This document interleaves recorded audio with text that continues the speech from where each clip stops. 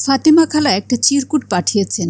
চিরকুটে লেখা, হিমু এক্ষুনি চলে আয়। ম্যানেজারকে পাঠালাম, খবরদার দেরি করবি না, খুবই জরুরি, ভেরি আর্জেন্ট।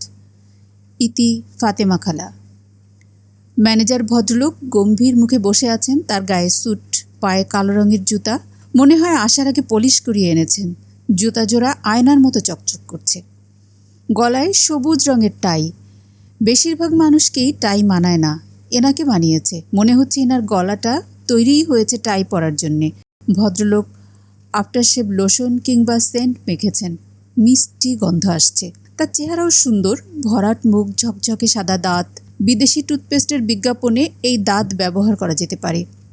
ভদ্রলোককে ফাতেমা খালার ম্যানেজার বলে মনে হচ্ছে না, মনে হচ্ছে কোনো মাল্টিন্যাশনাল কোম্পানির সিনিয়র ভাইস প্রেসিডেন্ট। বোঝাই যাচ্ছে আমার ঘরটা তার খুবই অপছন্দ হচ্ছে। তিনি সম্ভবত কোনো বিকট দুর্গন্ধ পাচ্ছেন, কারণ কিছুক্ষণ পরপরই চোখ মুখ কুঁচকে ফেলে নিঃশ্বাস টানছেন। পকেটে হাত দিচ্ছেন, সম্ভবত রুমালের খোঁজে। তবে ভদ্রতার খাতিরে রুমাল দিয়ে নাক চাপা দিচ্ছেন না, এদিক ওদিক তাকাচ্ছেন। দুর্গন্ধ কোত্থেকে আসছে তা বের করার চেষ্টা করছেন। ভদ্রলোক অস্থির গলায় বললেন, বসে আছেন কেন? চলুন, দেরি হয়ে যাচ্ছে। আমি হাই তুলতে তুলতে বললাম, কোথায় চলবো? গাড়ি নিয়ে এসেছি। দেরি হবে, হাত মুখ ধোবো, চা নাস্তা করব। চা নাস্তা ম্যাডামের বাসায় করবেন, চট করে মুখটা শুধু ধুয়ে নিন। মুখ ধুতেও দেরি হবে, ঘন্টা 2 লাগবে। আমি আবার হাই তুলতে তুলতে বললাম, বেশিও লাগতে পারে। আমাদের এই মেসে মোটে একটা বাথরুম, 30 জন বোর্ডার। 30 জন বোর্ডারের সঙ্গে সবসময় থাকে গোটা 10 আত্মীয়, কিছু দেশের বাড়ির মানুষ, সব মিলিয়ে গড়ে 40 জন। এই 40 জনের সঙ্গে আমাকে লাইনে দাঁড়াতে হবে। সকালবেলার দিকে লাইন হয় লম্বা, 2 ঘন্টাও লাগতে পারে। হাত মুখ আপনার খালার বাড়িতে গিয়ে ধোবেন, সেখানকার ব্যবস্থা অনেক ভালো। ভদ্রলোকের গলায় এখন হুকুমের সুর বের হচ্ছে। স্যুটটাই পরা মানুষ অবশ্যই নরম স্বরে কথা বলতে পারে না। আপনাতেই তাদের গলার স্বরে একটা ধমকের ভাব চলে আসে। অবশ্যই স্যুট পরা মানুষ মিনমিন করে কথা বললে শুনতেও ভালো লাগে না, তাদেরকে ঘর জামাই মনে হয়। শ্বশুরবাড়ির স্যুটে পার্সোনালিটি আসে না। এ কি, এখনও বসে আছেন? বললাম না চলুন। আমি চৌকি থেকে নামতে নামতে বললাম, আজ কী বার? মঙ্গলবার। আমি আবারও ধাপ করে চৌকিতে বসে পড়লাম। চিন্তিত ভঙ্গিতে বললাম, মঙ্গলবার যদি হয় তাহলে যাওয়া যাবে না, মঙ্গলবার যাত্রা নাস্তি। যাবেন না? জি না, আপনি বরং বুধবারে আসুন।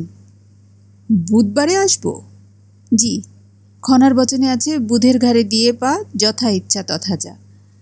ম্যানেজার চোখ বড় বড় করে তাকিয়ে আছেন, মনে হচ্ছে খনার বচন শোনা তার অভ্যেস নেই। তিনি মনে হয় খানিকটা রেগেও যাচ্ছেন। চোখ ছোট ছোট হয়ে গেছে। রাগলে মানুষের চোখ ছোট হয়ে যায়, আনন্দিত মানুষের চোখ হয় বড় বড়। হিমু সাহেব। জি। আপনাকে যেতেই হবে, ম্যাডাম আমাকে পাঠিয়েছেন আপনাকে নিয়ে যেতে। আমি না নিয়ে যাব না। আপনি লাইনে দাঁড়িয়ে হাত মুখ ধোন, চা নাস্তা খান, ইচ্ছে করলে আরও খানিকক্ষণ গড়াগড়ি করুন।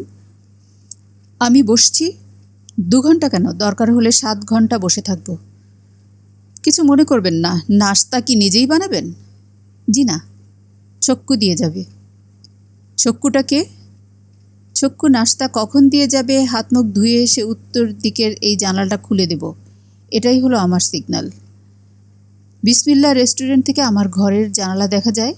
ছক্কু আমার ঘরের জানালা খোলা দেখে বুঝবে আমি হাত মুখ ধুয়ে ফেলেছি, সে নাস্তা নিয়ে চলে আসবে, পরোটা ভাজি। কিছু মনে করবেন না, আমি এখনই জানলা খুলে দিই, আপনার হয়ে সিগন্যাল দিয়ে দিই নাস্তা চলে আসুক, নয়তো নাস্তার জন্য আবার 1 ঘন্টা বসে থাকতে হবে। আগে ভাগে জানলা খোলা ঠিক হবে না, আমার ঘরটা নর্দমার পাশে তো, বিকট গন্ধ আসবে। আপনি নতুন মানুষ, আপনার অসুবিধা হবে। শুধু রুমালে কাজ হবে না, গ্যাস মাস্ক পরতে হবে। ভদ্রলোক বিস্মিত দৃষ্টিতে তাকিয়ে আছেন। কিছু কিছু মানুষ আছে সহজে বিস্মিত হয় না, তারা যখন বিস্মিত হয় তখন দেখতে ভালো লাগে। এই ভদ্রলোক মনে হচ্ছে সেই দলের। তার বিস্মিত দৃষ্টি দেখতে ভালো লাগছে, তাকে আরও খানিকটা ভরকে দিলে কেমন হয়? ম্যানেজার সাহেব, আপনার নাম কি? রকিবুল ইসলাম। আপনি ভালো আছেন? রকিবুল ইসলাম জবাব দিলেন না, সরু চোখে আমার দিকে তাকিয়ে রইলেন। তিনি বোধহয় তার শরীর স্বাস্থ্য নিয়ে আমার সঙ্গে কথা বলতে চান না। ফাতেমা খালার ম্যানেজারই কতদিন হলো করছেন? বেশি দিন না, 2 মাস। খালার অবস্থা কি? তার মাথা কি পুরোপুরি আউলা হয়ে গেছে, না এখনও কিছু বাকি আছে? কি বলছেন? গুপ্তধন পেলে মানুষের মাথা আউলা হয়। খালা গুপ্তধন পেয়েছেন? গুপ্তধন এখনও আছে না খরচ করে ফেলেছেন? ম্যানেজার গম্ভীর ভঙ্গিতে বললেন, ম্যাডাম সম্পর্কে আপনার সঙ্গে কোনো আলোচনায় যেতে চাচ্ছি না। উনি আপনার খালা, ওনার সম্পর্কে আপনি যা ইচ্ছা বলতে পারেন, আমি পারি না। আমি তার এমপ্লয়ি। আমার অনেক দায়িত্বের একটি হলো তার সম্মান রক্ষা করা। হেমু সাহেব, আপনি অপ্রয়োজনীয় কথা বলে সময় নষ্ট করছেন। আপনি বরং দয়া করে বাথরুমের লাইনে দাঁড়ান। উত্তরের জানালা খোলার দরকার নেই। আমি বিসমিল্লা রেস্টুরেন্টে গিয়ে ছক্কুকে নাস্তা দিয়ে যেতে বলছি। ধন্যবাদ। আর আপনি যদি চান আমি আপনার হয়ে লাইনেও দাঁড়াতে পারি। এই বুদ্ধিটা খারাপ না। আপনি বরং লাইনে দাঁড়ান, আমি চট করে রেস্টুরেন্ট থেকে 1 কাপ চা খেয়ে আসি। কোষ্ঠ পরিষ্কারের জন্য খালি পেটে চায়ের কোনো তুলনা নেই। কড়া 1 কাপ চা, চায়ের সঙ্গে একটা আজিজ বিড়ি, ডাইরেক্ট অ্যাকশন। কোষ্ঠের জগতে তোলপাড়। কোষ্ঠ মানে কি জানেন তো? কোষ্ঠ মানে হচ্ছে গু। কোষ্ঠকাঠিন্য মানেই হচ্ছে কঠিন গু। রকিবুল ইসলাম আমার দিকে তাকিয়ে আছেন।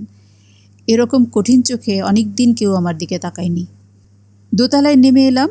মেসের কেয়ারটেকার হাবিব সাহেব, আড়ালে ডাকা হয় তাকে হাবা সাহেব, যদিও তিনি মোটেই হাবা না, চালাকের চূড়ান্ত। সুগার কোটেড কুইনাইনের মতো হাবা কোটেড বুদ্ধিমান। বললেন, হেমু ভাই, আজকের কাগজ পড়েছেন? আমি বললাম, না। ভয়াবহ ব্যাপার, আবার একটা 9 বছরের মেয়ে রেপড হয়েছে। একটু দাঁড়ান, পড়ে শোনাই। এখন শুনতে পারবো না, আপনি ভালো করে পড়ে রাখুন, পরে শুনে নেব। মেয়েটার নাম মিতু, যাত্রাবাড়িতে বাসা, বাবা রিক্সা চালায়। ও আচ্ছা। আমি একটা ফাইলের মতো করছি, সব রেপের নিউজ কাটিং জমা করে রাখছি। ভালো করছেন। হাবা সাহেবের হাত থেকে সহজে উদ্ধার পাওয়া যায় না। ভাগ্য ভালো, তার হাত থেকে আজ সহজেই ছাড়া পাওয়া গেল। ভাগ্য একবার ভালো হওয়া শুরু হলে ভালোটা হতেই থাকে। অতি সহজেই বাথরুমেও ঢুকে পড়তে পারলাম। মনের আনন্দে 2 লাইন গানও গাইলাম। জীবনের পরম লগ্ন করুণা হেলা হে গরবিনী। রবীন্দ্রনাথ কি কোনোদিনও ভেবেছিলেন তার গান সবচেয়ে বেশি গীত হবে বাথরুমে?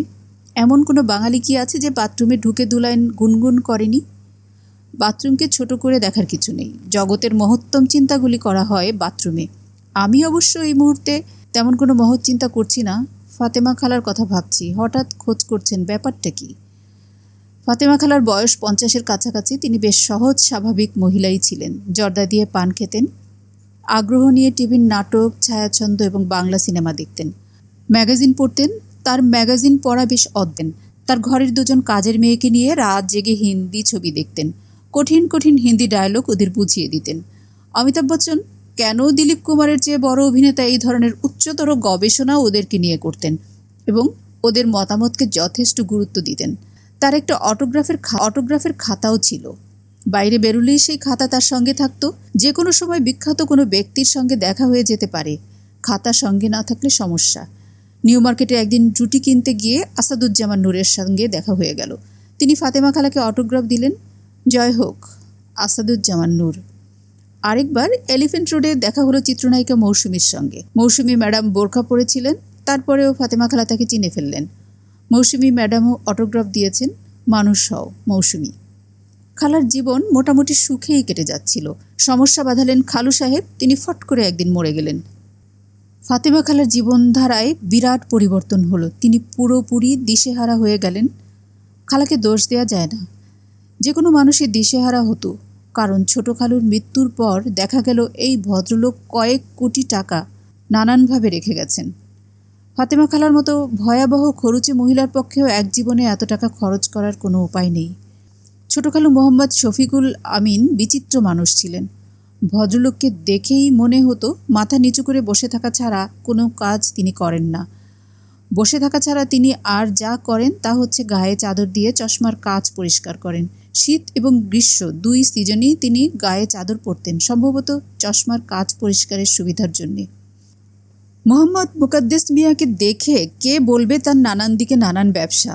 ব্রিকফিল্ড, স্পিনিং মিলের শেয়ার, এক্সপোর্ট ইম্পোর্ট, গার্মেন্টসের ব্যবসা, ট্রান্সপোর্ট ব্যবসা। ব্যবসায়ী মানুষ মাত্রই উদ্বেগের ভেতর বাস করে। ঘুমের ওষুধ খেয়ে রাতে ঘুমায়, পীর ফকিরের কাছে যাতায়াত করে, হাতে রং বেরঙের পাথরওয়ালা আংটি পরে। অল্প বয়সেই তাদের ডায়াবেটিস হয়, হার্টের অসুখ, হাই ব্লাড প্রেশার হয়। সবচেয়ে বেশি যা হয় তার নাম গ্যাস। ব্যবসায়ী মাত্রেরই পেট ভর্তি গ্যাস থাকে।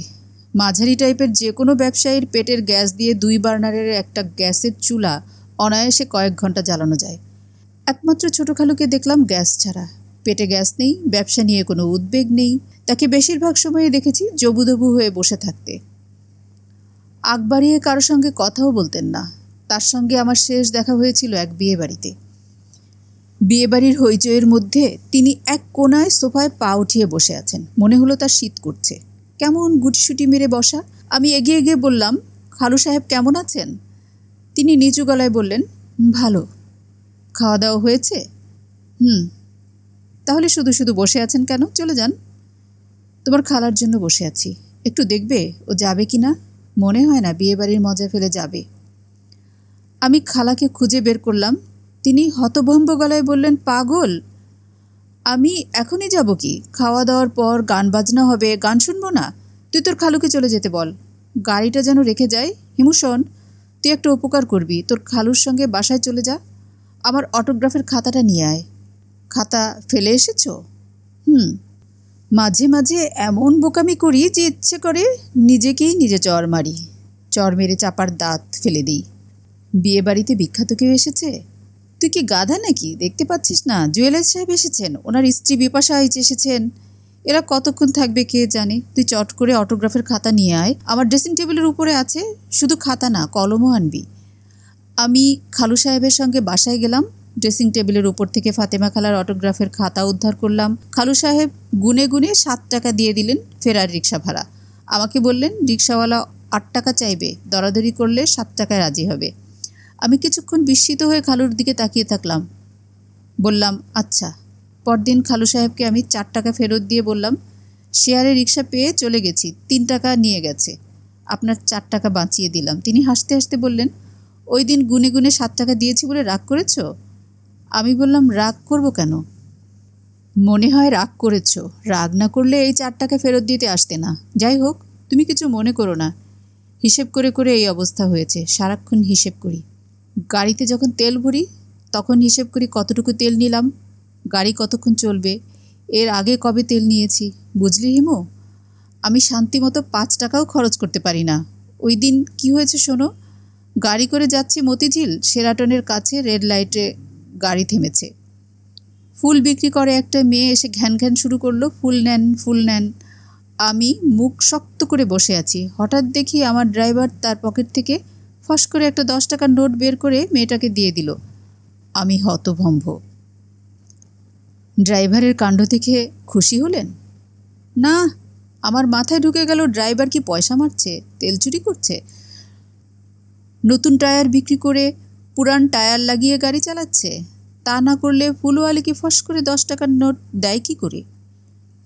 আপনি ড্রাইভারকে ছাঁটাই করে দিলেন? ঠিক ধরেছ, নতুন ড্রাইভার নিলাম। আমি অবশ্যই এমনিতেই এক ড্রাইভার বেশি দিন রাখি না, 4 মাসের বেশি কাউকে রাখি না। ড্রাইভাররা শুরুতেই চুরি করে না, একটু সময় নেয়। আমি সেই সময় পর্যন্ত তাদের রাখি, তারপর বিদায়।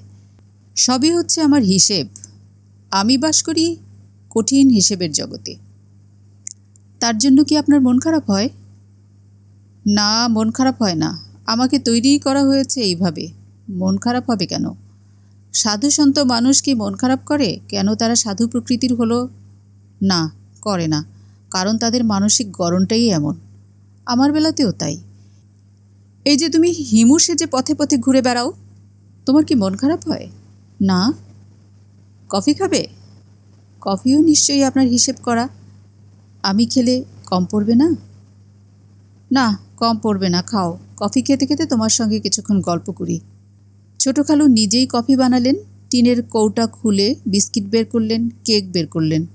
অপ্রস্তুত ভঙ্গিতে বললেন, আলসারের মতো হয়েছে। ডাক্তার শুধু চা কিংবা কফি খেতে নিষেধ করেছে। গরু ছাগলের মতো সারাক্ষণই কিছু খাই। আমি হাসতে হাসতে বললাম, নিজের জন্যে এক্সট্রা খরচ করতে হচ্ছে, এই জন্যে মনটা সবসময় খচখচ করে? খালু সাহেব লজ্জিত মুখে বললেন, হ্যাঁ করে। আচ্ছা খালু সাহেব, আচ্ছা খালু সাহেব, আপনার ঠিক কত টাকা আছে বলুন তো? তেমনভাবে হিসেব করিনি। ভালোই আছে। ভালোই মানে কি? বেশ ভালো। কোটির উপরে হবে? তা তো হবেই। একটা মানুষের কোটির উপর টাকা আছে, সে নির্বিকার ভঙ্গিতে কফি বানাচ্ছে, ভেবেই আমার শীত শীত করতে লাগলো। অবশ্যই আজ এমনিতেই শীত। Cold wave. শীতটা টের পাচ্ছিলাম না, এখন টের পাচ্ছি। খালু সাহেব, চলুন একটা কাজ করি। এক রাতে আমরা দুটার 15 সিটার মাইক্রোবাস ভাড়া করি। বাস ভর্তি থাকবে কম্বল। শীতের রাতে আমরা শহরে ঘুরব, যেখানেই দেখব খালি গায়ে লোকজন শুয়ে আছে, অমনি দূর থেকে তাদের গায়ে একটা কম্বল ছুঁড়ে দিয়েই লাফ দিয়ে মাইক্রোবাসে উঠে পালিয়ে যাব। যাকে কম্বল দেয়া হয়েছে সে যেন ধন্যবাদ দেওয়ার সুযোগও না পায়। কাজটা কী জন্যে করব? সোয়াবের জন্য? বেহেশতে যাতে হুড়পড়ি পাই? না, সোয়াব টোয়াব না। হঠাৎ দামি কম্বল পেয়ে লোকগুলোর মুখের ভাব দেখে মজা পাওয়া আর কি। আপনার জীবনে নিশ্চয়ই মজার অংশ খুব কম। যাদের জীবনে মজার অংশ কম তারা অন্যদের মজা দেখে আনন্দ পায়। দুধের স্বাদ ভাতের মারে মেটানোর মতো আর কি। খালু সাহেব সিগারেট ধরালেন, শান্ত মুখে সিগারেট টান দিচ্ছেন, কিছু বলছেন না। আমি কফি শেষ করে উঠে দাঁড়ালাম। ছোট খালু আমাকে বিস্মিত করে দিয়ে বললেন, ঠিক আছে, বাস ভর্তি কম্বল দেয়া যাক। কবে দিতে চাও? পুরোটাই তো আপনার উপর। আপনি যে রাতে ঠিক করবেন সে রাতেই যাব। চলুন আজই যাই। আজ না, তুমি আগামী সোমবার এসো, রাত 9টার দিকে চলে এসো। একসঙ্গে রাতের খাবার খেয়ে বের হয়ে পড়ব। রাত 12টার দিকে বের হব। ঠিক আছে। আমি কম্বল কিনিয়ে রাখবো। 1000-5 কম্বল কিনলে হবে না? অবশ্যই হবে। কম্বল দিয়ে একবার যদি মজা পেয়ে যান তাহলে আপনি কম্বল দিতেই থাকবেন। কে জানে, আপনার নামই হয়তো হয়ে যাবে শফিকুল আমিন কম্বল।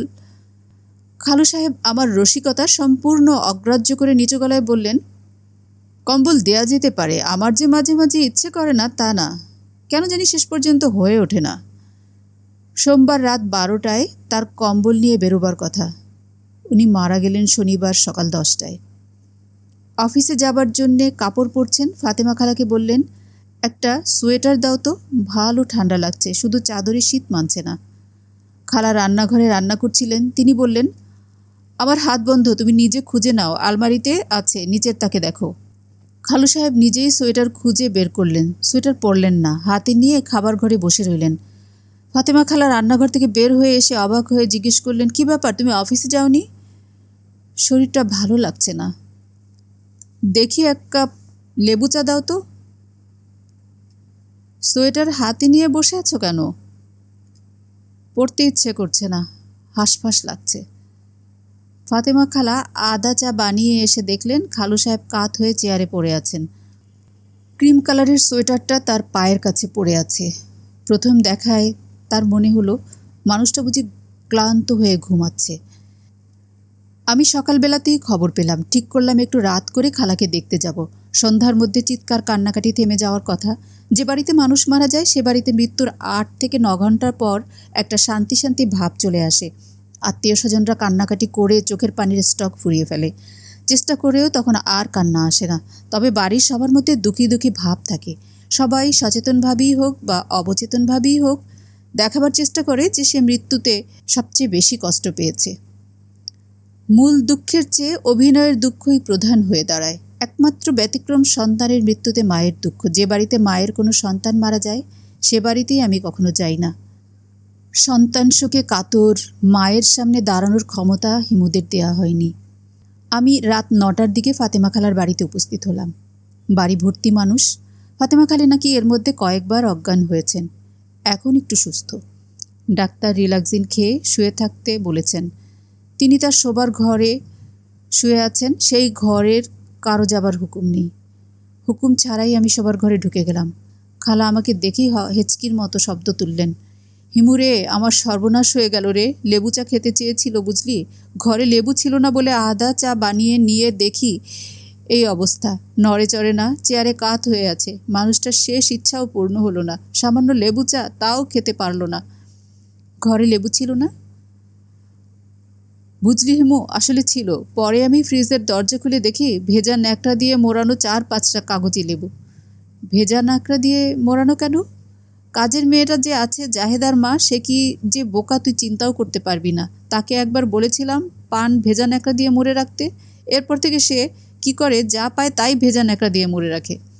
খালা উত্তেজিত ভঙ্গিতে বিছানায় উঠে বসলেন। আমি এখন স্বস্তি বোধ করছি। খালাকে মৃত্যুশোক থেকে বের করে কাজের মেয়ের সমস্যা এনে ফেলে দেওয়া হয়েছে। হিমু শোন, এই মেয়েটা আমাকে যে কি যন্ত্রণার মধ্যে ফেলে তুই কল্পনাও করতে পারবি না। মাঝে মধ্যে ইচ্ছা করে ওর গায়ে অ্যাসিড ঢেলে দেই। সে কি? তোর খালু মারা গেছে সকাল 10টায়, 11টা থেকে লোকজন আসতে শুরু করেছে, আর তখন জাহেদার মা শুরু করেছে কান্না, আছাড় পাছাড় কান্না, বাড়িঘর ভেঙে পড়ে যায় এমন অবস্থা। আমি তাকে আড়ালে ডেকে নিয়ে বললাম, খবরদার, চোখের পানি চিৎকার সব বন্ধ কর, আরেকটা চিৎকার করবি তো গলার টিপে মেরে ফেলবো। কেন? আরে বুঝিস না কেন? তার কান্নাকাটি দেখে লোকজন ভাববে বাড়ির বুয়া এত কাঁদে কেন, রহস্যটা কি? তার উপর মেয়েটা দেখতে ভালো, শরীর স্বাস্থ্যও ভালো, ভারী বুক, ভারী কোমর, মাথার চুলও লম্বা, চুলে গোপনে গোপনে শ্যাম্পু দেয়, আমার শ্যাম্পুর বোতল খালি করে ফেলে। এত সাজগোজ, লোকজন উল্টাপাল্টা ভাবতে পারে না? তা তো পারি, এইসব কথা তো কাউকে বলতেও পারি না। তুই এসেছিস, তোকে বলে মনটা হালকা করলাম। চা খাবি? না। খা এক কাপ চা, তোর সঙ্গে আমিও খাই। যন্ত্রণায় মাথা ফেটে যাচ্ছে। আমি তো আর এই অবস্থায় চা দিতে বলতে পারি না। সবাই বলবে স্বামীর লাশ কবরে নামিয়েই চা খেতে বসে গেছে। ভাঙা দরজায়ও ছিটকিনি আছে, মানুষের মুখের তো আর ছিটকিনি নেই। তুই যা, চায়ের কথা বলে আয়। চা খেতে খেতে খালা পুরোপুরি স্বাভাবিক হয়ে গেলেন। কোথায় শোক, কোথায় কি, সব জলে ভেসে গেল। বুঝলি হিমু, তোর সঙ্গে কথা বলে আরাম আছে। তুই যে কোনো কথা সহজভাবে নিতে পারিস। বেশিরভাগ মানুষ তা পারে না। একটা সাধারণ কথার 10টা বাঁকা অর্থ বের করে। এখন থেকে তুই আমাকে পরামর্শ দিবি, বুঝলি? তোর পরামর্শ আমার দরকার। কি পরামর্শ? তোর খালু মেলা টাকা রেখে গেছে, বিলি ব্যবস্থার ব্যাপার আছে। কত রেখে গেছেন? পুরোপুরি জানি না, আন্দাজ করতে পারছি। ভয়ে আমার হাত পা পেটে ঢুকে যাচ্ছে রে হেমো। কেন? টাকাওয়ালা মানুষের দিকে সবার নজর। তাছাড়া আমি মেয়ে মানুষ, তোর খালুর আত্মীয় স্বজনরা এখন সব উদয় হবে। মরা কান্না কাঁদতে কাঁদতে আসবে, তারপর সুযোগ বুঝে হায়নার মতো খুবলে ধরবে। তুমি বড় হায়না হয়ে হা হা করে এমন হাসি দেবে যে হাসি শুনে ওরা পালাবারও পথ পাবে না। রসিকতা করিস না, সব দিন রসিকতা করা যায় না। এই বাড়িতে আজ একটা মানুষ মারা গেছে, এটা মনে রাখিস। এখনও কবরে নামিনি। আচ্ছা শোন, কুলখানির একটা ভালো আয়োজন করা দরকার না? অবশ্যই দরকার। এমন খাওয়া আমরা খাওয়াবো যে সবার পেটে অসুখ হয়ে যাবে। পরের 1 সপ্তাহ ওর স্যালাইন খেতে হবে। খালা গম্ভীর গলায় বলল, হিমু তুই আবার ফাজলামো শুরু করেছিস? তোকে অসহ্য লাগছে। একটা মৃত মানুষের জন্য তোর সম্মান থাকবে না? তুই কি অমানুষ? ঠিক জানি না খালা, আমি কি, তা পরে সবাই মিলে ঠিক করলেই হবে। আপাতত এসে কুলখানির মেনু ঠিক করি। তুমি কি খেতে চাও? আমি কি খেতে চাই মানে? ফাজিল বেশি হয়েছিস? ধরাকে সরাজ্ঞান করছিস? আমার সঙ্গে রসিকতা? তুই এক্ষুনি বিদায় হ, এই মুহূর্তে। চলে যাব? খালা রাগে জ্বলতে জ্বলতে বললেন, অবশ্যই চলে যাবি। আমি কি খেতে চাই জিজ্ঞেস করতে তোর মুখে বাঁধল না? শোন হিমু, আর কোনোদিন তুই এই বাড়িতে আসবি না। আমি খুবই সহজ গলায় বললাম, তুমি ডাকলেও আসবো না? খালা তীব্র গলায় বললেন, না আসবি না, তোর জন্য এ বাড়ির দরজা বন্ধ। হাবার মতো বসে আছিস কেন? চলে যা বললাম, চলে যা। আমি চলে এলাম। খালা আর ডাকলেন না, আমিও গেলাম না। 2 বছর হয়ে গেল। ফাতেমা খালা কাটায় কাটায় 2 বছর পর ডেকে পাঠিয়েছেন। আমি আবারও যাচ্ছি। তার মধ্যে কি পরিবর্তন দেখব কে জানে। ম্যানেজার সাহেবকে দেখে শঙ্কিত বোধ করছি। মনে হচ্ছে বড় ধরনের পরিবর্তন দেখতে পাবো। কে জানে, হয়তো দেখব শাড়ি ফেলে স্কার্ট ধরেছেন, চুল বব করিয়েছেন, মাথায় সাদা চুলে আগে মেহেদি দিতেন, এখন ব্লিচ করাচ্ছেন। ম্যানেজার সাহেব? জি। ফাতেমা খালা, আপনার ম্যাডাম কেমন আছেন? ভালো আছেন। গ্যাসের প্রবলেম হচ্ছে, চিকিৎসার জন্য শিগগিরই সিঙ্গাপুর যাবেন। গ্যাসের প্রবলেম মানে কি? পেটে গ্যাস হচ্ছে? জি। খুবই দুঃসংবাদ। মেয়েদের পেটে গ্যাস একেবারে মানায় না। গ্যাসের জন্য সিঙ্গাপুর যেতে হচ্ছে? গ্যাসটাকে তুচ্ছ করে দেখবেন না। গ্যাসের প্রবলেম থেকে অন্যান্য মেজর প্রবলেম দেখা দেয়।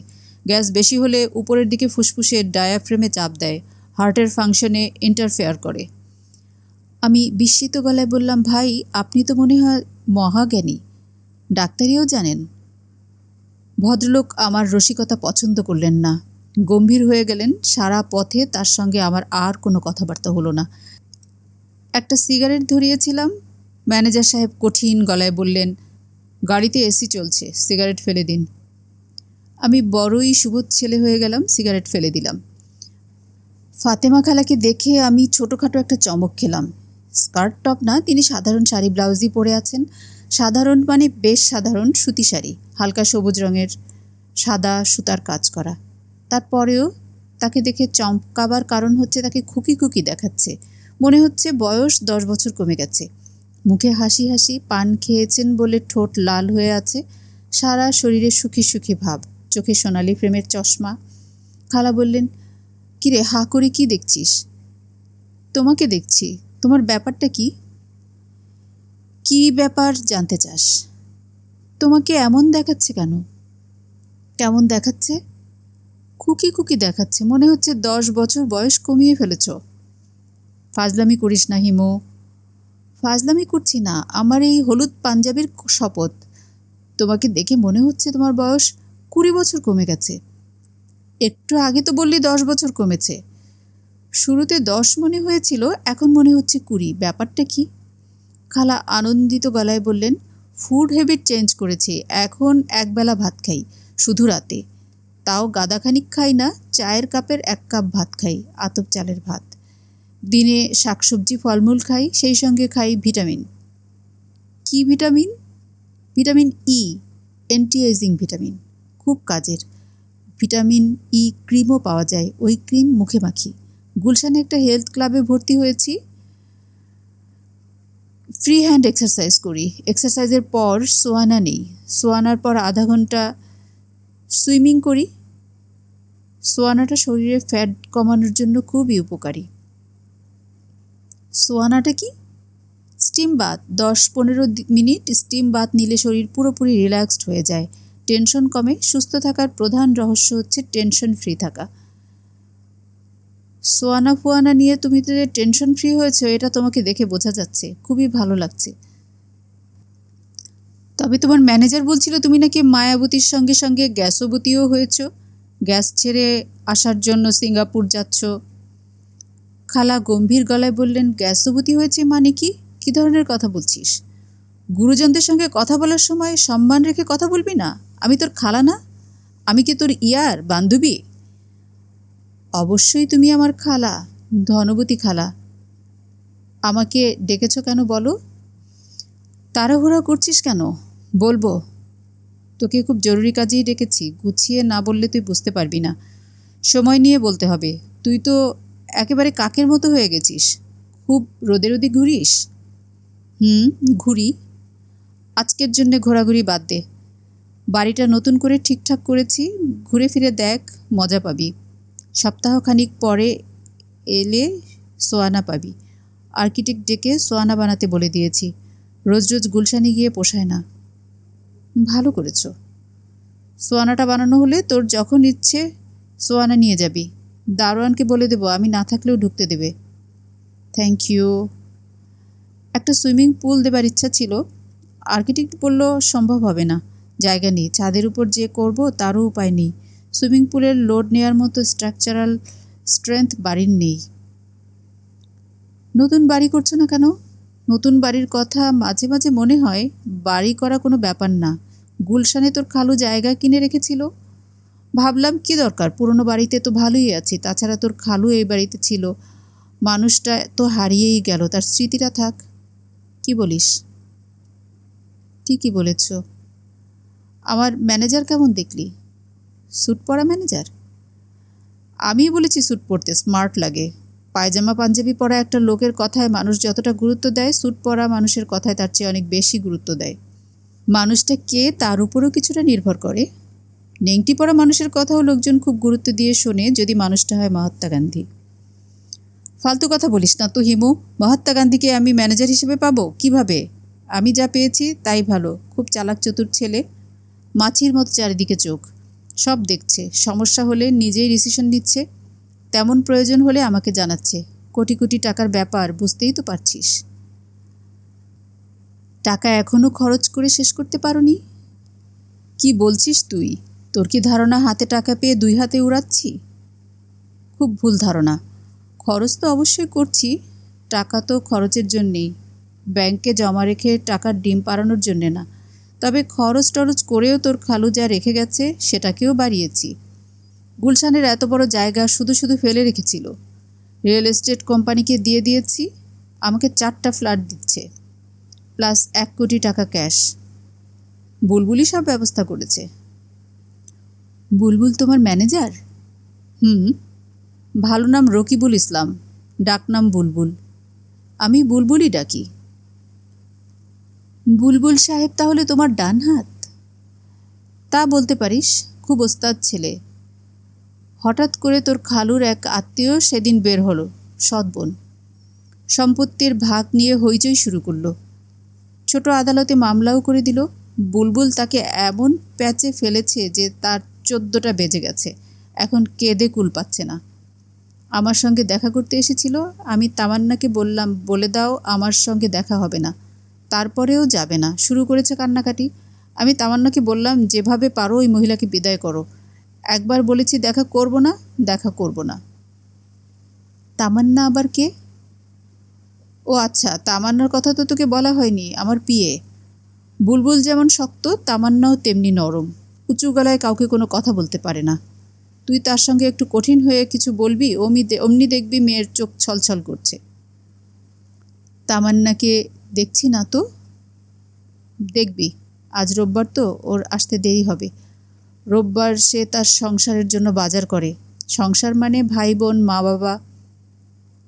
তামান্না বিয়ে করেনি, বিয়ে করবেই বা কীভাবে, ঘাড়ে এত বড় সংসার। যাই হোক, ওকে নিয়ে আর তোকে নিয়ে আমার মাথায় একটা প্ল্যান আছে। আমি ঘাবড়ে গিয়ে বললাম, এই জন্যে তুমি আমাকে আনিয়েছ?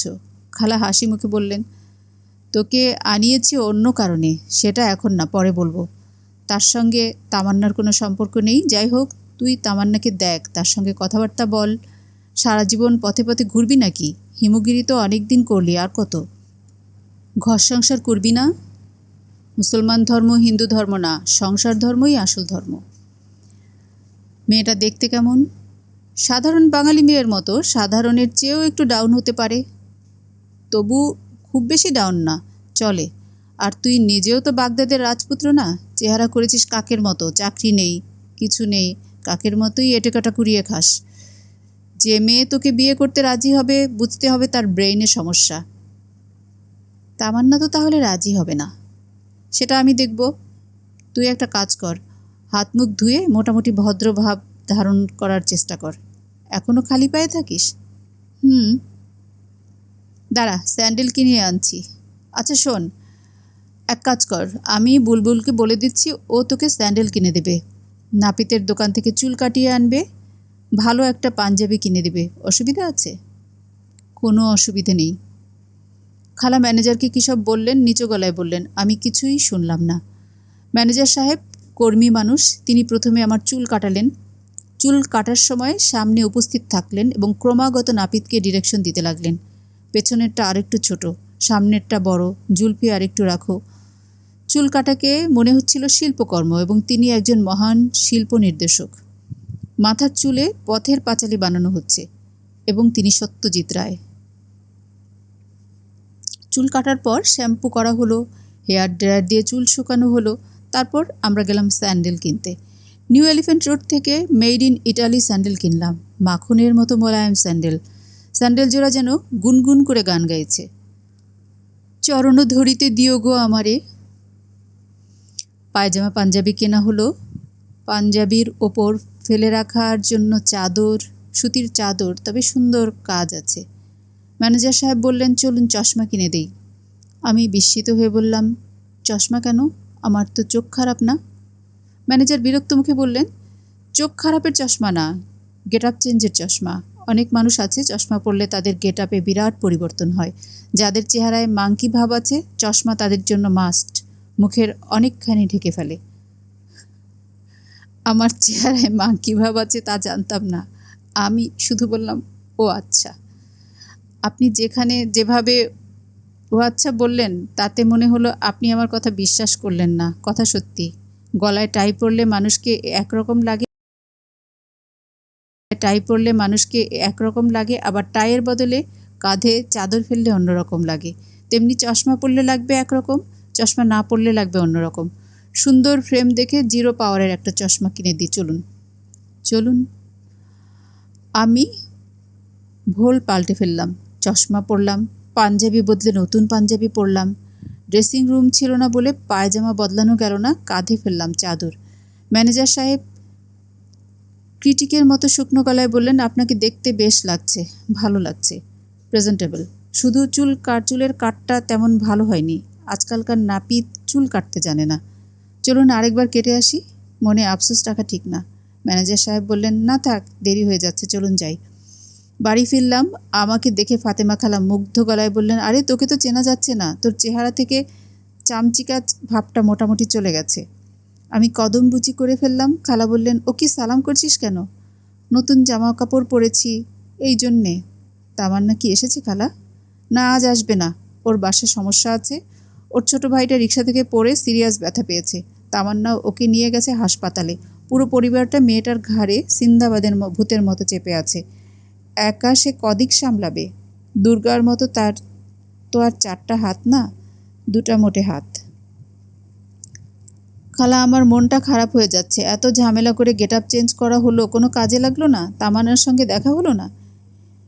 এক কাজ করলে কেমন হয়, ঠিকানা দাও, বাসায় চলে যাই। বাসায় গিয়ে কি করবি? তামান্নাকে বলবো আমাকে ফাতেমা খালা পাঠিয়েছে, আপনার ছোট ভাই রিক্সা থেকে পড়ে ব্যথা পেয়েছে, ওই ব্যাপারে খোঁজ খবর নিতে বলেছে। তামান্নার ছোট ভাইটার নাম কি খালা? জামাল। জামালের বয়স কত? 5 বছর। জামালের জন্য বেলুন টেলুন জাতীয় কোনো গিফট নিয়ে গেলে কেমন হয় খালা? তুই সত্যি যাবি? অবশ্যই। যাক, তোর মধ্যে কিছু চেঞ্জ তাহলে এসেছে। আমি ভেবেছিলাম তুই আর বদলাবি না। বাসার ঠিকানা দাও, রিক্সা ভাড়া দাও, ঘুরে আসি। তামান্নার বাসায় উপস্থিত হওয়াটা বাড়াবাড়ি হবে। আমি ব্যবস্থা করব, তুই চিন্তা করিস না। যে জন্য তোকে ডেকে আনলাম সেটি তো বলা হলো না। কখন বলবে?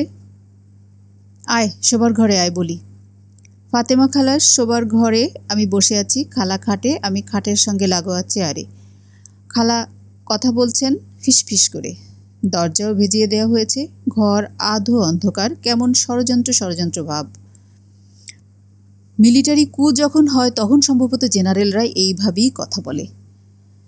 একজন লোককে তুই খুঁজে বের করবি। লোকটার নাম ইয়াকুব, বাবার নাম সুলাইমান মিয়া, বয়স 50-এর উপর। তার স্থায়ী ঠিকানা আমার কাছে নেই। ঢাকার যেখানে থাকতো সেই ঠিকানা আছে অতীশ দীপঙ্কর রোড। সেখানে এখন নেই। ম্যানেজারকে পাঠিয়েছিলাম, কোথায় গেছে তাও কেউ জানে না।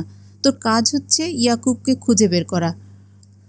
ঢোল পিটিয়ে খোঁজা যাবে না, চুপি চুপি খুঁজতে হবে। তোমার ম্যানেজার যেখানে ফেল করেছে সেখানে আমি পাশ করব কিভাবে? তুই পাশ করবি, তোর কাজই তো পথে পথে ঘোরা, আর ইয়াকুব লোকটা খুব সম্ভবত পথে পথেই থাকে। যদি পাই কি করব? কানে ধরে তোমার কাছে নিয়ে আসব? আমার কাছে আনতে হবে না, খবরদার, আমার কাছে আনবি না। তুই তার সঙ্গে গল্পগুজব করবি। ইয়াকুব সাহেবকে খুঁজে বের করে তার সঙ্গে কিছুক্ষণ গল্পগুজব করব, এই আমার কাজ?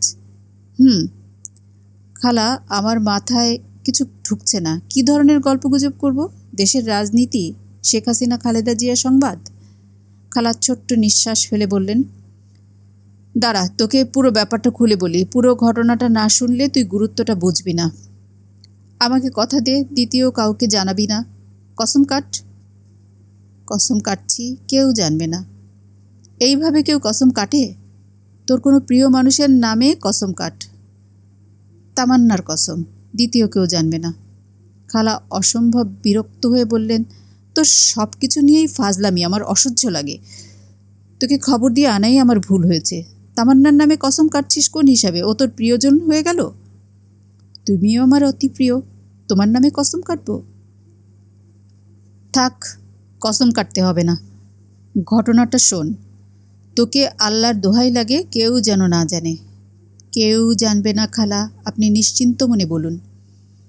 দরজা ভেজানোই ছিল, খালা উঠে গিয়ে লক করে দিলেন। এতেও তার মন ভালো হলো না। তিনি আবার দরজা খুলে বাইরে উঁকি দিয়ে দেখলেন। চেয়ার টেনে আমার কাছে নিয়ে এলেন, গলার স্বর আরও নামিয়ে ফেললেন। তোর খালুজান ছিল খুব বৈষয়িক মানুষ। তার বিলি ব্যবস্থা, হিসাব নিকাশ খুব পরিষ্কার। তার মৃত্যুর পর টাকা পয়সার কি করতে হবে না হবে সেসবও লিখে গেছেন। উকিলকে দিয়ে সাক্ষী সাবুত দিয়ে উইল করে গেছেন। সেই উইল ঘাঁটতে গিয়ে দেখি সর্বনাশ। ইয়াকুব নামের এক লোককে সে মালিবাগের বাড়ি আর নগদ 10 লাখ টাকা দিয়ে গেছে। সে কি, কেন? আমার তো সেটাই প্রশ্ন, কেন? তোর খালুজানের সঙ্গে সারা জীবনে একবার তার নাম শুনলাম না। কোথাকার কোন ইয়াকুব, তাকে বাড়ি আর 10 লাখ টাকা? তোর খালুর কি ভীমরতি হয়েছে? ভীমরতি খালুজানের হবে না। ঠিক বলেছিস, ওই টাইপের সে না। টাকা যখন দিয়েছে তখন কোনো কারণেই দিয়েছে। এ লোককে খুঁজে বার করা তোমার জন্য খুব বোকামি হবে। ও আসবে, বাড়ি আর নগদ টাকা নিয়ে ভ্যানিশ হয়ে যাবে। ভিনি ভিসি। গাধার মতো কথা বলিস না তো হিমু। বাড়ি আর টাকা নেওয়া অত সহজ? আমি শুধু জানতে চাই তোর খালুজানের সঙ্গে লোকটার সম্পর্ক কী ছিল। আমার ধারণা ফিসফাস কোনো ব্যাপার। ফিসফাস ব্যাপার মানে? ফিসফাসটা কি? মেয়ে ঘটিত কিছু। কিছুটা কি? সেটা কি তার আমি কি জানি? খালুজান যেমন মানুষ, তার তেমন ভীমরতি হওয়া সম্ভব না, তেমনি ফিসফাস হওয়াও সম্ভব না। পুরুষ মানুষের পক্ষে সবই সম্ভব। পুরুষ জাতি বড়ই আজব জাতি। তাহলে আমার কাজ হচ্ছে ইয়াকুবকে খুঁজে বের করে তার পেটের ভেতর থেকে গল্প টেনে বের করে নিয়ে আসা। পারবি না? বুঝলি হিমু, পত্রিকায় বিজ্ঞাপন দিয়ে লোকটাকে পাওয়া যেত। কেন বিজ্ঞাপন দিচ্ছি না বুঝতেই পারছিস? তা পারছি। তুই এই উপকারটা আমার কর, লোকটাকে খুঁজে বের কর, আমি তোকে খুশি করে দেব। আচ্ছা, খুঁজে বের করতে পারবি না? মনে হয় পারবো। কিভাবে খুঁজবি? নাম কি ইয়াকুব? যদি ইয়াকুব না হয় তাহলে আমার কোনো কথা নেই, আর নাম যদি ইয়াকুব হয় তাহলে আমার একটা কথা আছে। কথাটা হচ্ছে, আপনার পিতার নাম কি? হিমু। কি খালা? তুই তো মনে হচ্ছে আমার সঙ্গে ইয়ার্কি করছিস। তোকে ইয়ার্কি করার জন্য আমি ডাকিনি। আমি খুব ভালো করে জানি ইয়াকুব নামের লোকটাকে খুঁজে বের করা তোর কাছে কোনো ব্যাপার না। ইচ্ছা করলে তুই 3 দিনের মাথায় লোকটাকে বের করে ফেলবি। এই জন্যই তোকে ডাকিয়েছি। আচ্ছা ঠিক আছে, তুই লোকটাকে খুঁজে বের কর, আমি কথা দিচ্ছি তোকে খুশি করে দেব। আমি তো সবসময় খুশি হয়েই আছি। তুমি এর চেয়ে বেশি কি খুশি করবে? বললাম তো তোকে খুশি করব। কিভাবে করব সেটা তখন দেখবি। আজ তাহলে বিদায় হই খালা। আচ্ছা যা, স্যান্ডেল চশমা এইসব রেখে যাই। তামান্নার সঙ্গে দেখা হবার সম্ভাবনা যখন হবে তখন পরব। খালি পায়ে হেঁটে অভ্যাস হয়ে গেছে। স্যান্ডেল পায়ে পথে নামলে হুমড়ি খেয়ে চলন্ত ট্রাকের সামনে পড়ে যেতে পারি। তেমন কিছু ঘটলে ইয়াকুব সাহেবের সন্ধান পাবো না, সেটা ঠিক হবে না। তোর যা ইচ্ছা কর। তোর কথাবার্তা এক নাগারে শোনা অসম্ভব ব্যাপার। তুই যে কি বলিস না বলিস তা বোধহয় তোর নিজেরও জানা নেই। আমি স্যান্ডেল চশমা চাদর রেখে খালার বাড়ি থেকে বের হলাম। গেটের দারোয়ান সন্দেহের চোখে আমার দিকে তাকাচ্ছে। আচ্ছা, এই দারোয়ানের নাম ইয়াকুব না তো? বাঘের ঘরে ঘুঘের বাসা। অনুসন্ধান খালার বাড়ির গেট থেকেই শুরু হোক। দারোয়ানের বয়স 40-এর উপর, কাজেই তাকে সন্দেহভাজনদের তালিকায় রাখা যেতে পারে। আমি থমকে দাঁড়ালাম, দারোয়ানের কাছে এসে বসলাম। কে, ইয়াকুব না? ইয়াকুব, কেমন আছো? ভালো? দারোয়ান থতমত খেয়ে বলল, স্যার আমার নাম কালাম। ও আচ্ছা, কালাম। তোমার চেহারাটা অবিকল ইয়াকুবের মতো। সেই রকমই নাক, সেই রকমই মুখ। তোমার চোখও ইয়াকুবের মতোই টেরা। ভালো কথা। ইয়াকুব নামে কাউকে চেনো? যে না চেনাই ভালো, ডেঞ্জারাস লোক। আমি লম্বা লম্বা পা ফেলে এগুচ্ছি। দারোয়ানের বিস্ময় এখনও কাটছে না। সে তাকিয়ে আছে। আচ্ছা, বিস্ময় নামক মানবিক আবেগ কত ধরনের হতে পারে? কি কারণে আমরা বিস্মিত হই? অন্যের বোকামি দেখে বিস্মিত হই, অন্যের বুদ্ধিমত্তা দেখেও বিস্মিত হই। এখানেও সমস্যা আছে। যে মহাবোকা সে অন্যের বোকামি দেখে বিস্মিত হবে না, সে সেটাই স্বাভাবিক ধরে নেবে। বিজ্ঞানীদের উচিত বিস্ময় ব্যাপারটা নিয়ে গবেষণা করা, বিস্ময় মিটার জাতীয় যন্ত্র বের করে ফেলা। যে যন্ত্র মানুষের চোখের পলকে বিস্ময় মেপে ফেলবে। বিস্ময় মাপা হবে 1 থেকে 10-এর মধ্যে অ্যালগরিদমিক স্কেলে। 10 হবে বিস্ময়ের সর্বশেষ সীমা। একজন মানুষের জীবনে মাত্র 2বার বিস্ময় মিটারের সর্বশেষ মাপ 10-এ উঠবে। প্রথমবার হবে যখন সে মায়ের গর্ভ থেকে পৃথিবীতে ভূমিষ্ঠ হবে, পৃথিবী দেখে বিস্ময়ে 10। আর শেষবার আবারও বিস্ময় মিটারের মাপ 10 হবে যখন সে মৃত্যুর মুখোমুখি দাঁড়াবে। পৃথিবী অন্ধকার হয়ে আসতে শুরু করবে। সে হতভম্ব হয়ে ভাববে, কি হতে যাচ্ছে? এ কি, আমি কোথায় যাচ্ছি? যারা খুব ভাগ্যবান মানুষ তাদের কেউ কেউ এক জীবনে বিস্ময় মিটার আরও 2-1বার হয়তো 10 স্কোর করবেন। যেমন নীল আর্মস্ট্রং যখন চাঁদে নামলেন তখন তিনি 10 স্কোর করলেন। টমাস আলভা এডিসন ফোনোগ্রাফ আবিষ্কার করলেন, এমন এক যন্ত্র যা মানুষের কথা বন্দি করে ফেলতে পারে। আসলেই তা পারে কি না তা পরীক্ষার জন্য নিজেই যন্ত্রের সামনে বসে বিড়বিড় করে একটা ছড়া বললেন। Mary had a little lamp.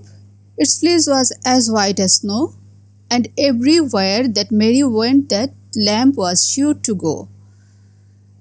ছড়া শেষ করে উত্তেজনায় কপালের ঘাম মুছলেন। তার গলার শব্দ আসলেই কি যন্ত্রটা বন্দি করতে পেরেছে? তিনি যন্ত্র চালু করলেন এবং যন্ত্রের ভেতর থেকে শব্দ আসতে লাগলো। Mary had a little lamp. সেদিন বিস্ময় মিটার ফিট করে রাখলে টমাস আলভা এডিসনের বিস্ময় 10 বা 10-এর কাছাকাছি হতো। আচ্ছা, এইসব কি ভাবছি? মূল দায়িত্ব পাশ কাটিয়ে যাচ্ছি। আমাকে ইয়াকুব সাহেবের সন্ধান করতে হবে। বড়শি ফেলে তার পেটের ভেতর থেকে কথা বের করে নিয়ে আসতে হবে। পাজেরও একটা জিপ রাস্তার পাশে দাঁড়িয়ে আছে। জিপের মালিক বিরস মুখে বসে আছে। বিরস মুখের কারণ গাড়ির চাকার হাওয়া চলে গেছে। ড্রাইভার চাকা বদলাচ্ছে। আচ্ছা, পাজেরোর মালিকের নাম কি ইয়াকুব হতে পারে না? আমি কেন ধরে নিচ্ছি ইয়াকুব লোকটা হবে হতদরিদ্র? সে তো বিত্তশালীও হতে পারে। আমি ভদ্রলোকের কাছে এগিয়ে গেলাম। ভদ্রলোক তীব্র দৃষ্টিতে তাকালেন। সেই দৃষ্টিতে খানিকটা সন্দেহও আছে। পাজেরোর মালিকরা সবার দিকে খানিকটা সন্দেহ নিয়ে তাকান। স্যার, কিছু মনে করবেন না, আপনার নাম কি ইয়াকুব? কোনো জবাব আসছে না। আমি হাসি মুখে বললাম, স্যার, আপনার যে ড্রাইভার তার নাম কি? বাই এনি চান্স ইয়াকুব না তো? আমি ইয়াকুবের সন্ধানে বের হয়েছি। আমাকে একটু সাহায্য করুন। I need your friend help. পাগলদের দিকে মানুষ যে দৃষ্টিতে তাকিয়ে থাকে, ভদ্রলোক সেই দৃষ্টিতে আমার দিকে তাকিয়ে আছেন।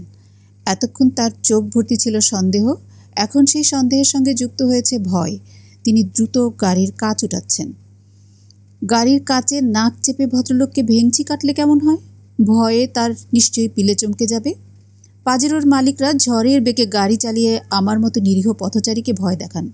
কাজেই সুযোগ মতো তাদেরকেও ছোটোখাটো ভয় দেখাবার অধিকার আমার আছে। আমি গাড়ির কাছে নাক চেপে জিভ বের করে সাপের মতো এদিক ওদিক করতে লাগলাম এবং ঘোষ ঘোষ জাতীয় শব্দ করতে লাগলাম। পাজেরোর মালিক ভয়ে এবং আতঙ্কে কেমন জানি হয়ে গেছেন। তার সঙ্গে নিশ্চয়ই মোবাইল ফোন নেই, থাকলে পুলিশকে খবর দিতেন। ইয়াকুবের সন্ধানে যাত্রা শুরু হলো। কোনো একটা উদ্দেশ্য নিয়ে ঘর থেকে বের হবার আলাদা আনন্দ। নিজেকে গুরুত্বপূর্ণ মনে হয়। চক্কুর দোকানে চা খেয়ে ফুটপাতে পা রাখা মাত্র নিজেকে কলম্বাসের মতো মনে হতে লাগলো। একজন মানুষ, একটা মহাদেশের মতো। মানুষকে আবিষ্কার এবং মহাদেশ আবিষ্কার একই ব্যাপার। ফুটপাতে বিশাল এক পাথর। পাথরের ধাক্কা খেয়ে হুমড়ি খেয়ে পড়ে যাবার জোগাড় হচ্ছিল। নিজেকে পতন থেকে অনেক কষ্টে সামলালাম। ডান পায়ের নখ কেটে রক্ত বের হচ্ছে। 2 হাতে পায়ের নখ চেপে বসে পড়তেই কে একজন জিজ্ঞেস করলো, ভাইজান, আজ কত তারিখ? তাকিয়ে দেখি পাথরটা থেকে 5-6 হাত দূরে এক মধ্যবয়সী ভিখারি। তার একটা চোখ নষ্ট। ভালো চোখটা অতিরিক্ত ভালো। সেই চোখের পাতা ক্রমাগত পিটপিট করছে। দৃষ্টিও তীক্ষ্ণ। এক চক্ষু ভিখিরি তারিখ জানতে চাচ্ছে। তার মুখে চাপা হাসি। পাথরের সঙ্গে ধাক্কা ব্যাপারটা মনে হয় সে মজা পেয়েছে। ভিখিরিদের জীবনে মজার অংশ কম। অন্যের দুঃখ কষ্ট থেকে মজা আহরণ করা ছাড়া তাদের উপায় কি? আমি বললাম, এই পাথরটা কি তুমি এখানে রেখে দিয়েছ? ভিখিরি গম্ভীর গলায় বলল, রাখলে অসুবিধা কি? না, কোনো অসুবিধা নেই। তুমি রেখেছো কিনা সেটা বলো। রাখছি। বেখেয়ালি হাঁটলে ধাক্কা খাইবই। আজ সারাদিন কজন ধাক্কা খেয়েছে? অত হিসাব নাই। আমিই কি প্রথম? জি না, আপনি প্রথম না। নাম কি তোমার? আমার নাম দিয়ে আপনার কি দরকার? কোনো দরকার নেই, তারপরও জানতে চাচ্ছি। তুমি যেমন কারণ ছাড়াই জানতে চাচ্ছিলে আজ কত তারিখ, আমিও সেরকম জানতে চাচ্ছি। আমার নাম মেসকান্দার মিয়া, বাড়ি বরিশাল নবীনগর। ভিক্ষা শেষ করে যখন বাড়িতে ফিরে যাও তখন পাথরটা কি করো, সঙ্গে নিয়ে যাও? আমি পাথর নিব কেন? পাথর কি আমার?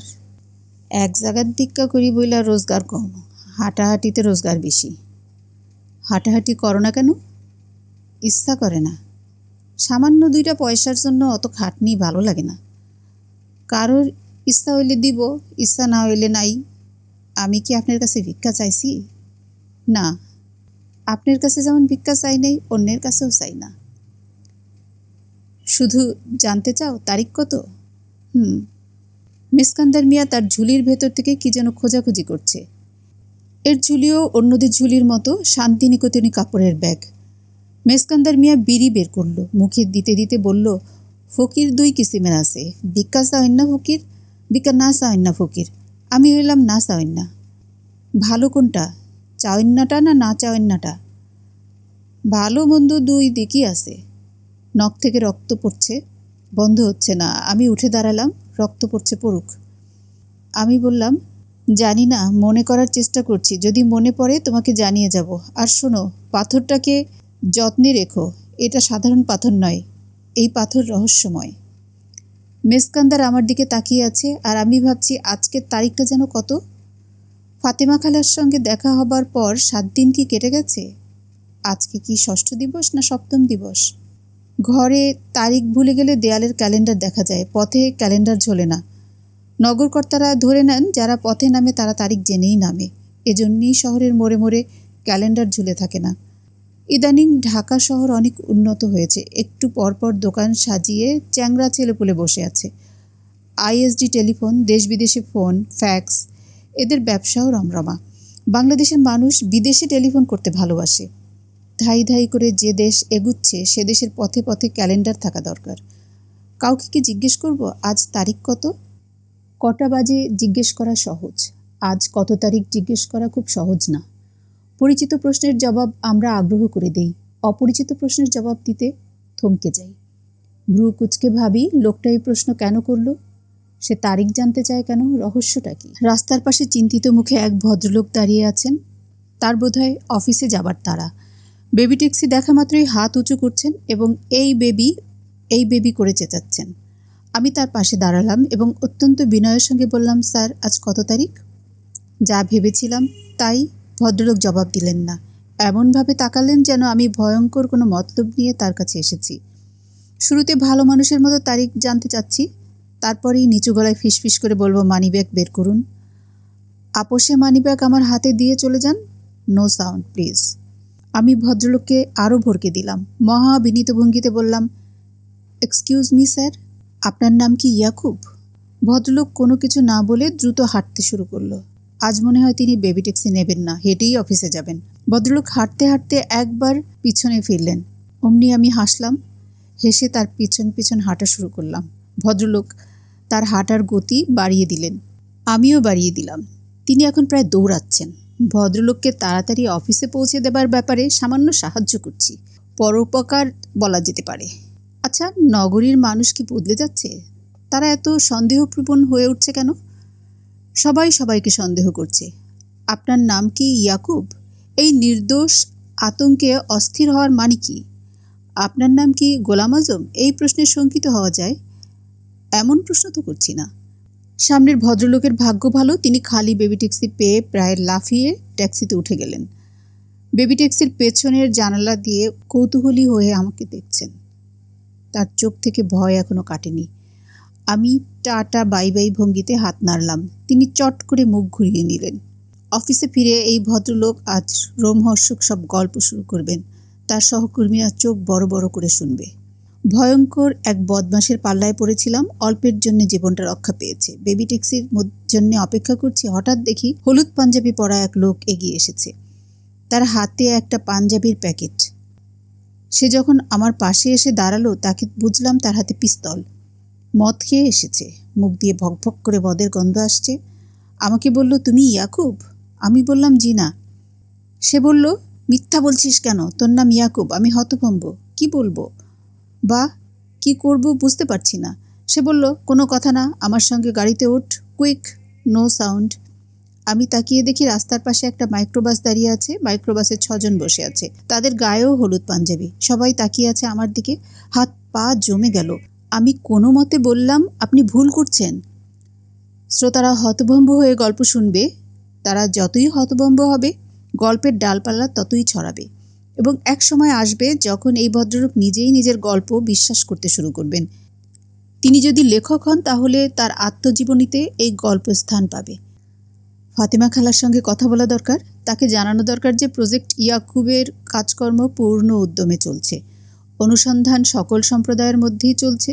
ভিক্ষুক সম্প্রদায়ের প্রতিনিধি মেসকান্দার মিয়াকে দিয়ে অনুসন্ধানের কার্যক্রম শুরু হয়েছে, সাফল্য দ্বার প্রান্তে। টেলিফোন কোত্থেকে করব বুঝতে পারছি না, সঙ্গে কার্ড নেই যে কার্ড ফোনে কথা বলবো। টেলিফোনের দোকান খুলে যারা বসে আছে তাদের কাছে গেলে লাভ হবে না, তাদের হচ্ছে ফেলো করি মাখো তেল। মালিবাগে আমার একটা টেলিফোনের বাকির দোকান আছে, সেখানে আমার নামে খাতা আছে। খাতার নাম লিখলে টেলিফোন করতে দেয়। কল শেষ হবার পর দোকানের মালিক জগলু ভাই বিরস গলায় বলেন, টাকা তো অনেক জমে গেল হিমু সাহেব, কিছু অন্তত ক্লিয়ার করেন। আজ না পারলেও এই সপ্তাহের মধ্যে কিছু দিতে পারেন কিনা দেখেন। চা খাবেন? আমার টেলিফোনের এই বাকির দোকানের সবচেয়ে বড় সুবিধা হচ্ছে টেলিফোন শেষ হবার পর চা পাওয়া যায়।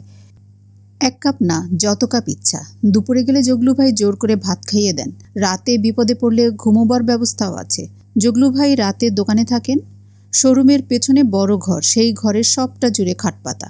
রাতে উপস্থিত হলে তিনি মহাবিরক্ত হয়ে বলেন, কি ব্যাপার, রাতে থাকবেন? বালিশ নেই, কোল বালিশ মাথায় দিয়ে ঘুমোতে হবে। আর শুনুন, নাক ডাকবেন না। আমি সব সহ্য করতে পারি, নাক ডাকা সহ্য করতে পারি না। জগলু ভাইয়ের দোকান থেকে ফাতেমা খালাকে টেলিফোন করলাম।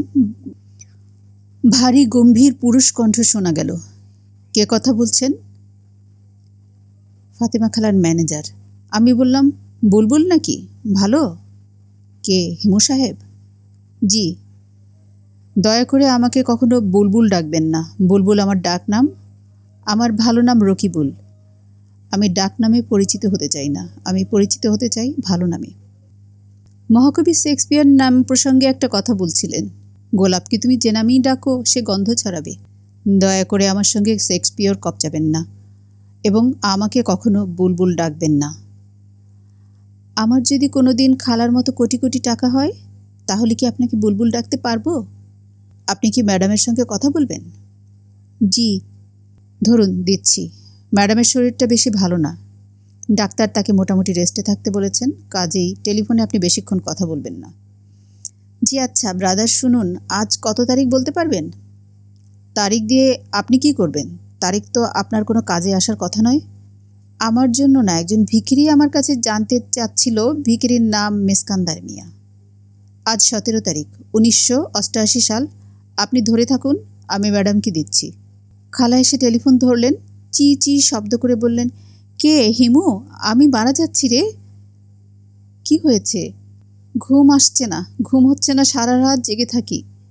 সে কি, সূর্য ওঠার পর ঘুম আসে, তখন দরজা জানালা বন্ধ করে ঘুমাই, তাও খুব অল্পক্ষণ, ম্যাক্সিমাম 1.5 থেকে 2 ঘন্টা।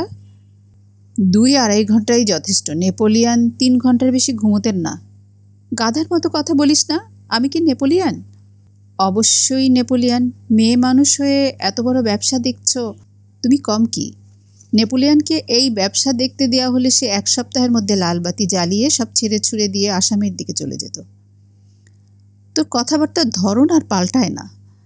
ইয়াকুবের খোঁজ করেছিস? কাজ চলছে, শিগগিরই জানতে পারবে। টাকাটা আলাদা করে রেখো।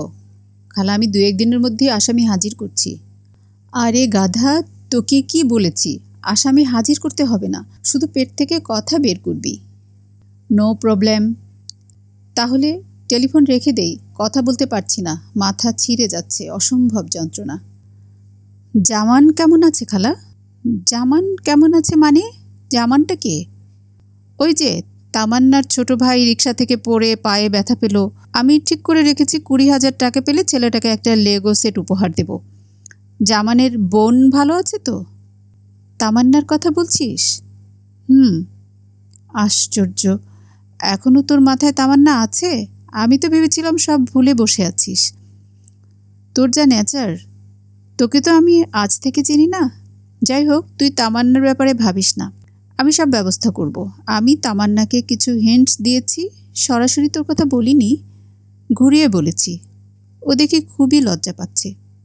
অতিরিক্ত লজ্জার জন্যে আবার পিছিয়ে পড়বে না তো? পিছিয়ে যাবে কোথায়? আমি এমন চাল চালবো। থ্যাঙ্কস খালা, তোর পরিবর্তন দেখে আমি খুবই অবাক হচ্ছি। শোন হেমু, তোর জীবনটা আমি বদলে দেব। আমার ফার্মে তোকে চাকরি দেব। স্যুটটাই পরতে হবে? পরতে হলে পরবি, স্যুটটাই কি খারাপ? তোর হলুদ পাঞ্জাবের চেয়ে ভালো। তোমার মাথার যন্ত্রণা এখন একটু কম না? হ্যাঁ, কম। সকালে তো মাথা তুলতে পারছিলাম না, এমন অবস্থা। তুই ইয়াকুবের খোঁজ পেলেই আমাকে জানাবি, আমি ঘুমিয়ে থাকলে ঘুম থেকে ডেকে তুলবি।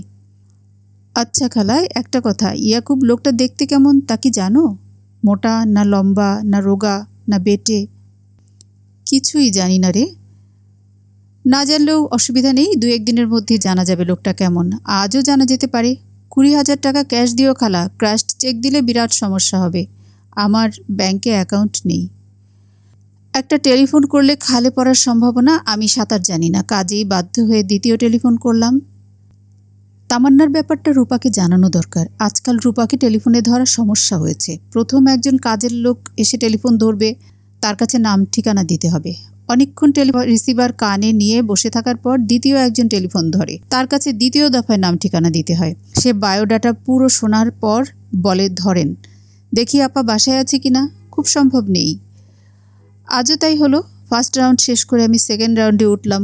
পুরুষ কণ্ঠ বলল, কার সঙ্গে কথা বলবেন? রূপা আপার সঙ্গে? আমি বিনীত ভঙ্গিতে বললাম, জি। আপনার নাম? আমার নাম মেসকান্দার। কি বললেন? কি কান্দার? মেসকান্দার। আপনার পরিচয়? আমি ধর্মমন্ত্রী এজাজুল কবির সাহেবের পিএ। ধর্মমন্ত্রী আপার সঙ্গে কথা বলবেন, বিশেষ প্রয়োজন। আচ্ছা, লাইনে থাকুন, দিচ্ছি। একটু তাড়াতাড়ি করতে হবে, জোহরের নামাজের টাইম হয়ে গেছে, মন্ত্রী সাহেব নামাজে দাঁড়াবেন। জি আচ্ছা, দিচ্ছি। একটা সেকেন্ড। আপনার নাম ইয়াকুব, তাই না? ভদ্রলোক হতভম্ব গলায় বললেন, জি। আপনি কি করে জানেন? আমি হাই তোলার মতো শব্দ করে বললাম, আমাদের সব খোঁজখবর রাখতে হয়। জুমার নামাজ পড়া ছেড়ে দিয়েছেন, ব্যাপারটা কি? টেলিফোনের ওপাশ থেকে বিড়বিড় জাতীয় শব্দ হচ্ছে। ইয়াকুব সাহেবের বিস্ময় আকাশ স্পর্শ করেছে। স্যার একটু ধরেন, আপাকে দিচ্ছি। 4 কলমা জানেন? প্রথমটা শুধু জানি। 4টা কলমাই শিখে রাখবেন, পরে আবার ধরব। জি আচ্ছা। রূপা টেলিফোন ধরেই বলল, কে হিমু? আমি বললাম, হ্যাঁ। সবার সঙ্গে তামাশা করো কেন? ইয়াকুবকে উল্টাপাল্টা কথা বলছো কেন? উল্টাপাল্টা কথা তো কিছু বলিনি। 4 কলমা মুখস্থ করতে বলেছি। ওর নামই বা জানলে কিভাবে? আন্দাজে ঢিল ছুঁড়েছি, ঢিল লেগে গেছে। আজকাল যে কোনো লোকের সঙ্গে কথা হলেই প্রথম জানতে চাই, তোমার নাম কি ইয়াকুব? কেন জানতে চাই বলবো? নিশ্চয়ই উদ্ভট কোনো কারণ আছে। আমি এখন আর উদ্ভট কিছু শুনতে আগ্রহী না। তোমার উদ্ভট আচার আচরণ একসময় ভালো লাগতো। একটা বয়স থাকে যখন বিভ্রান্ত হতে ভালো লাগে, সেই বয়স আমি পার হয়ে এসেছি। হিমু শোনো, আমার বয়স তোমার মতো একটা জায়গায় স্থির হয়ে নেই। আমার বয়স বাড়ছে। আমারও বয়স বাড়ছে। আমি এখন আর আগের হিমু না, পরিবর্তিত হিমু। তাই বুঝি? হ্যাঁ তাই। এখন আমার মধ্যে পাখিদের স্বভাব দেখা যাচ্ছে। সন্ধ্যা হলে পাখিদের মতো ঘরে ফিরে আসি। গত 2টা পূর্ণিমায় আমি ঘর থেকে বের হইনি। আচ্ছা, শুধু তাই না, আমি ঠিক করেছি বিয়ে করব। বিয়ের কথাবার্তা অনেক দূর এগিয়েছে। মেয়েটার নাম তামান্না। নাম সুন্দর না? হ্যাঁ, নাম সুন্দর। চেহারা, ছবি তেমন না, বেশ খানিকটা ডাউন। তা আমার মতো ছেলেকে ডাউন মেয়েরাই তো বিয়ে করবে, আর মেয়েরা কেন করবে? তাও ঠিক। ভাবছি তামান্নাকে নিয়ে একদিন তোমার বাসায় যাব। প্লিজ দয়া করে এই কাজটি করো না। তোমার কোনো কর্মকাণ্ডের সঙ্গে আমি নিজেকে জড়াতে চাচ্ছি না। আমি খুব খুশি হব যদি তুমি ওই মেয়েটিকে আর বিভ্রান্ত না করো। তুমি ভুল করছো রূপা, আমি তামান্নাকে মোটেই বিভ্রান্ত করছি না, বরং সেই আমাকে বিভ্রান্ত করছে।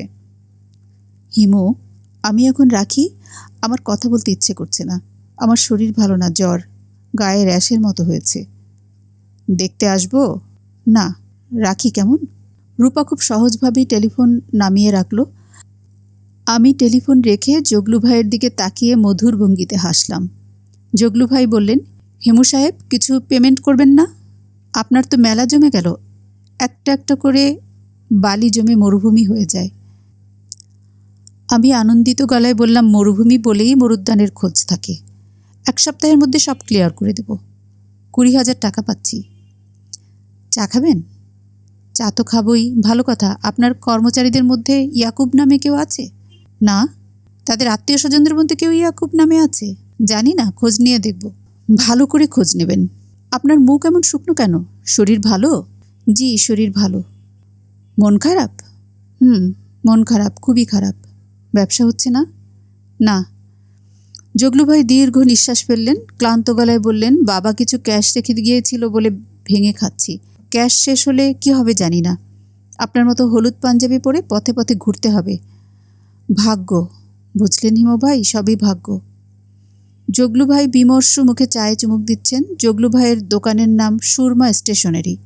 রাস্তার মোড়ে বেশ বড় দোকান, জিনিসপত্র ভালোই। দোকানটা দেখতে সুন্দর, 2 জন কর্মচারী আছে, সুদর্শন, কথাবার্তায় ভদ্র। অথচ এই দোকানে কোনো কাস্টমার আসে না, আসলেই আসে না। জগলু ভাই কলা বাগানে একটা দোকান দিয়েছিল, সাগর স্টোর, সেখানেও একই অবস্থা। আশপাশের সব দোকানে ভালো বিক্রি হয়, সাগর স্টোরে মাছিও ওড়ে না। জগলু ভাই দোকানের জায়গা বদলালেন, নাম বদলালেন, আগে যে কর্মচারী ছিল তাকেও বদলালেন, কোনো লাভ হলো না। এখানেও একই অবস্থা, সব দোকানে রমরমা ব্যবসা, তারটা ফাঁকা। হিমু সাহেব, জি? ভাগ্যটা কেমন জিনিস দেখলেন? আমি সারাদিন চুপচাপ বসে থাকি, চা খাই আর মনে মনে ভাগ্য কি সেটা ভাবি। কেন আমার দোকানে লোক আসবে না? আমি জিনিসের দাম বেশি রাখি না, কাস্টমারের সঙ্গে ভালো ব্যবহার করি, তারপরেও এই অবস্থা কেন? বড় ধরনের পীর ফকির পেলে ডেকে জিজ্ঞেস করতাম, আপনার সন্ধানে কোনো ফকির টকির থাকলে নিয়ে আসবেন, ওনাদের দোয়াতে যদি কিছু হয়, খরচপাতি যা লাগে আমি দেব। কথাটা মনে রাখবেন হিমু সাহেব। জি, মনে রাখবো। চা কি আরেক কাপ খাবেন? জি না, আজ উঠি, কাজ আছে। বসেন, গল্প করি। চুপচাপ বসে থাকি, কথা বলার মানুষ নেই। আরেকদিন এসে গল্প করব। আমার প্রচুর কাজ, একটা লোকের সন্ধান করছি, নাম ইয়াকুব। শুধু নাম দিয়ে লোক খুঁজে বের করে ফেলবেন? 1 কোটি লোক থাকে ঢাকা শহরে। আমি উঠে দাঁড়াতে দাঁড়াতে বললাম, চেষ্টা করে দেখি। দুপুরে চলে আসুন, আজ খিচুড়ি রাঁধতে বলেছি। আমার কাজের ছেলেটা ভাত মাছ রাঁধতে পারে না, কিন্তু খিচুড়ি পোলাও এসব ভালো রাঁধে। দেখি সময় পেলে চলে আসব। আমি আবারও পথে নামলাম। পায়ের ভাঙা নখ কষ্ট দিচ্ছে। মানুষের 2টা অংশ, শরীর এবং মন। মন অনেক কষ্ট সহ্য করতে পারে, শরীর কেন পারে না? শরীরের বয়স বাড়ে, মনের বয়স বাড়ে না। জরা শরীরকে গ্রাস করতে পারে, মনকে পারে না। শরীরের মৃত্যু আছে, মনের কি অবস্থা? যেমন জরাকে জয় করতে পারে, সে নিশ্চয়ই মৃত্যুকেও জয় করতে পারে। এই জাতীয় দার্শনিক চিন্তাভাবনা করতে করতে এগুচ্ছি।